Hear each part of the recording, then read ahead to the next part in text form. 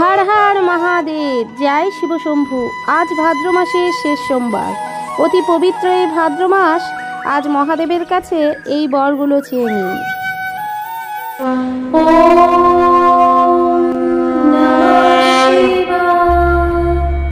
नमस्कार बंधुरा, आज भाद्र मासेर शेष सोमवार, अति बड़ पवित्र এই ভাদ্র মাস। महादेवेर आशीर्वाद पेते এই কাজগুলো অবশ্যই করুন। এই সবজিটি অবশ্যই খান। যার মাথার ওপর বাবা ভোলেনাথের হাত থাকে তার কোনোদিনই কোনো সংকট আসতে পারে না। বাবা ভোলেনাথ সকল সংকট থেকে রক্ষা করে। তিনি তো স্বয়ং ভোলেনাথ, তার কোনো পূজার আড়ম্বরিতা কোনো কিছুর প্রয়োজন হয় না। ভক্তি ভরে মন থেকে যে ব্যক্তি বাবা ভোলেনাথকে একটু ফুল ও জল অর্পণ করেন, বাবা তাতেই সন্তুষ্ট হয়ে ভক্তের মনোবাসনা পূর্ণ করেন। হর হর মহাদেব। ভক্তবৃন্দদের হাত জোড় করে অনুরোধ করছি, ভিডিওটি সম্পূর্ণ দেখবেন। ভিডিওটি ভালো লেগে থাকলে অবশ্যই চ্যানেলটিকে সাবস্ক্রাইব করে বেল আইকনটি অন করে দিয়ে যাবেন। এই চ্যানেলে আপলোড দেওয়া সমস্ত ভিডিও পৌঁছে যাবে আপনার কাছে। হর হর মহাদেব। খারাপ সময় যখন আসে, আমাদের দেওয়ালে পিঠ থেকে যায়, কেউ পাশে থাকে না, তখন একমাত্র ঈশ্বর ভরসা। এই সময় ভগবান আমাদের শুভ পথে চালনা করার জন্য শুভ সংকেত পাঠায়। এই শুভ সংকেত বার্তা আমরা অনেক সময় বুঝতে পারি না। আজকের ভিডিওতে আলোচনা করব কি সেই শুভ সংকেত বা কি স্বপ্ন বার্তা, যেগুলো পেলে আমরা বুঝতে পারবো ঈশ্বর আমাদের সাথে আছে, সঠিক পথে চালনা করছে। শুভ সংকেতগুলোর মধ্যে একটি সংকেতও যদি আপনি ভাদ্র মাসে পেয়ে থাকেন, তাহলে মনে করবেন যে ঈশ্বর আপনার সাথে আছে। চলুন বন্ধুরা আলোচনা করি। প্রথম সংকেতটি হলো, আপনি যদি স্বপ্নের মধ্যে বারবার সাপ দেখেন। যদি আপনারা স্বপ্নে দেখেন যে সাপ কোনো মন্দির স্থানে, কোনো পবিত্র স্থানে, কিংবা ঈশ্বরের গলায় রয়েছে, কিংবা আপনার ঠাকুর ঘরে বা কোনো জলাশয়ে যদি সাপ দেখে থাকেন, তাহলে ভাববেন স্বয়ং মহাদেব আপনার সাথে আছে। কিন্তু যখন সাপের রুষ্ট ভাব স্বপ্নে দেখবেন, অর্থাৎ সাপ আপনাকে কামড়াতে আসছে কিংবা তেড়ে আসছে, তাহলে ভাববেন আপনার পিতৃদোষ আপনার সাথে আছে। দ্বিতীয়ত, সবসময় মনে হয় যে কোনো শক্তি আপনাদের রক্ষা করছে, স্বয়ং মহাদেব আপনার সাথে আছে। সমস্ত বিপদ থেকে মহাদেব আমাদের রক্ষা করছেন। মহাদেবের ছবি বা মূর্তির দিকে তাকালেই মনে হয় মহাদেব যেন আমাদের দিকে তাকিয়ে আছেন। তৃতীয়ত, দেখবেন ভগবান যখন চাইবে আপনি তার প্রতি আকৃষ্ট হবেন। ভগবানের বিশেষ মন্ত্র, ভগবানের পুজো অর্চনা করা আপনার মন চাইবে, সব সময় চাইবে ঈশ্বরের নাম গান করতে। আপনি যদি কৃষ্ণ ভগবানের প্রতি অনুরাগী হন, তো তখন কিন্তু আপনার কৃষ্ণ নাম জপ করতে ইচ্ছা করবে, পুজো তপ করতে ইচ্ছা করবে। আমরা জন্ম জন্মান্তরের যে স্বীকৃতি করে আসি, সেটাই কিন্তু আমাদের মনের স্তরে সঞ্চিত হয়ে থাকে, এবং সময় আসলে ঈশ্বরের সংকেত মিললে সেটার অনুরাগ আমরা স্থাপন করতে পারি, অর্থাৎ ঈশ্বরের প্রতি আমরা আকৃষ্ট হই। নাম্বার 4, অনেক সময় ঘটবে যে ঘটনা, আমরা সেটা আগের থেকে অনুধাবন করতে পারি, অর্থাৎ আমাদের ইন্দ্রিয় জাগরিত হয় এবং আমরা উপলব্ধি করতে পারি। স্বয়ং ভগবান এই জ্ঞান সঞ্চার আমাদের মধ্যে দিয়ে দেয়। আমরা যে ঈশ্বরের সাধনা করি বা জপ তপ করি, ঈশ্বর কিন্তু নিজে ইচ্ছাকৃত আমাদের মধ্যে এই সংকেত পাঠায়। নাম্বার 5, ঈশ্বর অনেক সময় সংকেত পাঠায়। দেখবেন হঠাৎ করে আপনার বাড়িতে নন্দী মহারাজের আবির্ভাব হলো, হঠাৎ করেই নন্দী মাঝে মাঝেই আসছে আপনার বাড়ি। কোনো সময় কিন্তু তাকে শুধু মুখে ফেরাবেন না, যথোপযুক্ত আহার গ্রহণ করাবেন। মনে রাখবেন স্বয়ং মহাদেব তুষ্ট হলেই কিন্তু আপনার বাড়ি নন্দী মহারাজের আগমন হবে, এবং সেটা হঠাৎ করেই হবে। এটা স্বয়ং ঈশ্বরের সংকেত। নাম্বার 6, বন্ধুরা, আপনারা যদি প্রায়শই ব্রহ্মমুহূর্তে ঘুম থেকে উঠে যান কিংবা আপনাদের ঘুম ভেঙে যায়, তাহলে ভাববেন স্বয়ং ঈশ্বর আপনাকে বলছে যে এবারে উঠে পড়ুন এবং জাগতিক শক্তির সাথে ধ্যান কার্য ঈশ্বরের সেবা করুন। এই ব্রহ্ম মুহূর্তে সকল শুভ শক্তি জাগরিত হয়। সমস্ত দেবদেবীরা এই সময় তাদের শক্তি সঞ্চার করে।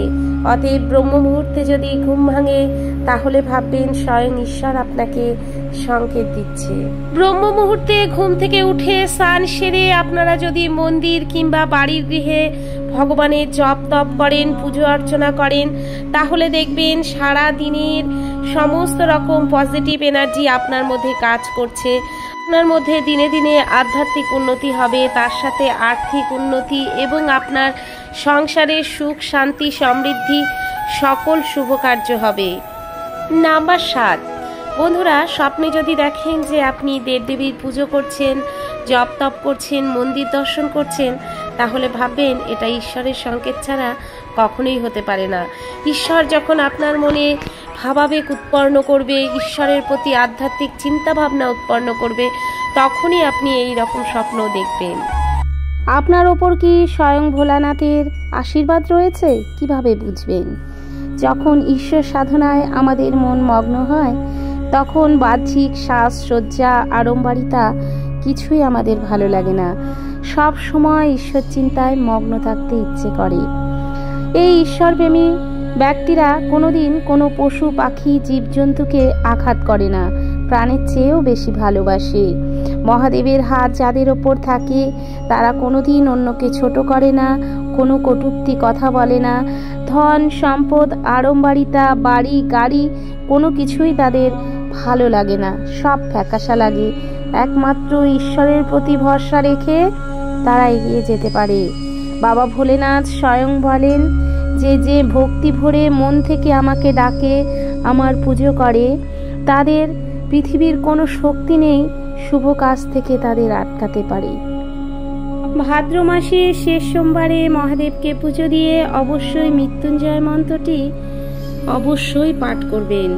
এতে অকাল মৃত্যুর হাত থেকে রক্ষা পাবেন। সমস্ত বিপদ থেকে বাবা মহাদেব স্বয়ং আপনাকে রক্ষা করবেন। ওম ত্র্যম্বকং যজামহে সুগন্ধি পুষ্টিবর্ধনং উর্বারুকমিব বন্ধনাৎ মৃত্যুর্মোক্ষয়মামৃতাৎ। ওম ত্র্যম্বকং যজামহে সুগন্ধি পুষ্টিবর্ধনং উর্বারুকমিব বন্ধনাৎ মৃত্যুর্মোক্ষয়মামৃতাৎ। ওম ত্র্যম্বকে যজামহে সুগন্ধি পুষ্টিবর্ধনং উর্বারুকমিব বন্ধনাৎ মৃত্যুর্মোক্ষয়মামৃতাৎ। এই মহামৃত্যুঞ্জয় মন্ত্রটি 11 বার, 21 বার, 51 বার, 108 বার কমপক্ষে জপ করুন। আপনার সময় মতো সুবিধা মতো মহামৃত্যুঞ্জয় মন্ত্র বাবা শিবকে অনুসরণ করে জপ করুন। দেখবেন আপনার জীবনের সমস্ত বাধা বিপদ আস্তে আস্তে কেটে যাচ্ছে।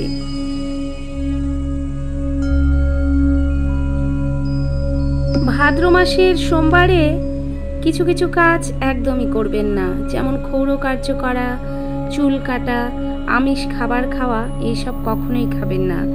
ভাদ্র মাসের সোমবারে বাবাকে পুজো দিয়ে অবশ্যই নারকেল প্রসাদ রূপে গ্রহণ করতে পারেন এবং ঝিঙে এই সবজিটির তরকারি রান্না করে অবশ্যই একটু হলেও মুখে দেবেন। এবং বাবা মহাদেবকে আপনারা রাতের বেলায় সমস্ত রকম সবজি দিয়ে আতপ চালের খিচুড়ি রান্না করে ভোগ নিবেদন করতে পারেন। তাছাড়া সাথে ফলমূল বাবা মহাদেবকে অর্পণ করবেন এবং এই খাবারগুলো প্রসাদ রূপে আপনারা গ্রহণ করবেন। ভাদ্র মাসের সোমবারে বেগুন, লাউ এইসব খাবারগুলো একদম খাবেন না। এবং বাবা মহাদেবের পুজো অর্চনা করে যারা অন্ন মুখে দেন তারা অবশ্যই ঝিঙের তরকারি রান্না করে এই দিন একটু হলেও মুখে দেবেন। আর অবশ্যই করে যতবার সম্ভব আপনারা মৃত্যুঞ্জয় মন্ত্র জপ করবেন। এই মৃত্যুঞ্জয় মন্ত্র পাঠ করলে অকাল মৃত্যুর হাত থেকে রক্ষা পাওয়া যায়। মহাদেব স্বয়ং আপনাকে রক্ষা করবে অকাল মৃত্যুর হাত থেকে। আবারও বলুন, হর হর মহাদেব। বন্ধুরা, ভাদ্র মাসে যে সোমবারে আপনি মহাদেবের উপবাস করবেন সেই সোমবারে ব্রাহ্ম মুহূর্তে ঘুম থেকে উঠে কোনো গঙ্গার পবিত্র জলে স্নান সেরে নেবেন এবং স্নান সেরে কোনো নির্জন জায়গায় একাগ্র চিত্তে মহাদেবের ধ্যান করতে পারেন। তারপর কোনো মন্দিরে গিয়ে মহাদেবের পুজো করেন কিংবা গৃহে শিবলিঙ্গ প্রতিষ্ঠা থাকলে সেই শিবলিঙ্গে পুজো করেন। পুজো বিধি এই ভিডিও শুরুতেই বলে দেওয়া আছে। কোন ফুল কোন ফল দিয়ে ভাদ্র মাসের সোমবারে বাবা মহাদেবের পুজো করবেন। ভোলে মহাদেবের পুজো যখন আপনি ভক্তি ভরে করবেন তখন দেখবেন বাবা আপনাকে প্রতি পদক্ষেপে পরীক্ষা নিচ্ছে। সেটা আপনি আপনার ইন্দ্রিয়ের দ্বারা জাগরিত আত্মশক্তি থেকে বুঝতে পারবেন যে বাবা কিভাবে আপনার পরীক্ষা নিচ্ছে। বিভিন্ন রূপে বিভিন্ন বেশে ঈশ্বর আপনাকে পর্যবেক্ষণ করে চলেছেন যে আপনি সত্যি কি ঈশ্বরের কে ভালোবেসে সেবা করেছেন নাকি আপনার মনোবাসনা চরিতার্থ করার জন্য। তাই ঈশ্বর আপনাকে যেই রূপেই যেইভাবেই সংকেত পাঠাক কোনো মতেই ঈশ্বরের সংকেতকে অবহেলা করা চলবে না। ঈশ্বরকে সবসময় স্মরণে রেখে তাকে শ্রদ্ধা ভক্তি দিয়ে পুজো করে আমরা আমাদের জীবন অতিবাহিত করব। বন্ধুরা, আজকের ভিডিওটা এখানে শেষ করব। আজ ভাদ্র মাসের সোমবার, বড় পবিত্র দিন। সবাই বাবা ভোলেনাথের নামে উৎসর্গ করে দিন এই দিনটি। হর হর মহাদেব কমেন্টে লিখে যাবেন ভালোবেসে, হর হর মহাদেব। সবাই ভালো থাকবেন, সুস্থ থাকবেন, সবাই আপনারা ঈশ্বরের কৃপা লাভ করুন।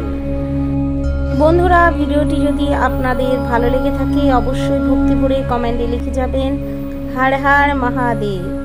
ঈশ্বরের কৃপা বর্ষণ আপনাদের ওপর হোক। দেখা হবে অন্য একটি ভিডিওতে। সবাই ভালো থাকবেন, সুস্থ থাকবেন, কমেন্টে ভক্তি ভরে লিখে যাবেন হর হর মহাদেব।